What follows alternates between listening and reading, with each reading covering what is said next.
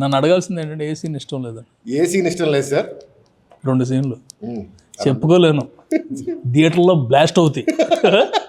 నాకు ఇష్టం లేదు ఏదైనా ఉందా అంటే 2 సీన్లు ఉన్నాయి, థియేటర్లో బ్లాస్ట్ అవుతాయి. కాకపోతే నాకు కొంచెం ఇబ్బందిగా ఉంది అనగానే త్రినాథరావు గారు ఆ సీన్ అండి అన్నారు. ఆ సీన్ ఎలా పట్టారు? సార్ సార్ ఆ సీన్ సూపర్ కదండి. సూపర్ అంటే కాకపోతే కొంచెం బట్ 2 సీన్లు మాత్రం ఆ 2 సీన్లు సార్ మీరు 2 సీన్లు ఉంటున్నారు సార్, నేను 2 డైలాగులు మార్చమంటే మార్చాను. 2 వారాలు కుస్తీ పట్టాలి. ఓకే, ఈ 2 డైలాగులు బాగాలేవు. ఫర్ ఆల్ దేర్ మూవీస్, బయట మూవీలు అని కూడా చెప్పలేదు, in all this dialogues are the best. This dialogues are the best.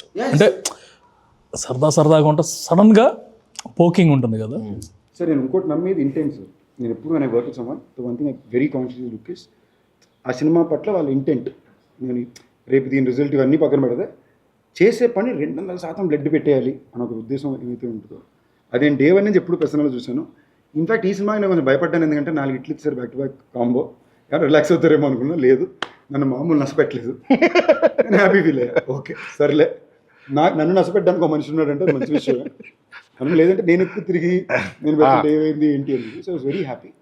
That was very bless. ఈ సినిమాకి నిజంగానే నేను మరి మనం ఇంట్రెస్టింగ్గా చూస్తే భైరవ్ కొన్న తర్వాత మనం అనుకోవడమే లేదు నెక్స్ట్ ఒక ఫ్యామిలీ ఎంటర్టైనర్ కావాలి అని కాన్షియస్గా అనుకున్న విషయం. ఇందులో అన్నీ కుదరడం రియలీ హెల్ప్. అండ్ ఇంకో ఇంట్రెస్టింగ్ ఫ్యాక్ట్ అంటే మామూలుగా ప్రసన్న సినిమాలు అన్నీ కూడా ఇప్పటిదాకా ఎక్కడో తెలుసో తెలియకుండా నా బీట్లో ఉంటాయి తను చెప్పే డైలాగులన్నీ. అసలు నా బీట్లోనే లేని డైలాగుల సినిమా ఇదే. So I had to again come in to it, వేరేలా ట్రై చేసి. That lot of fun.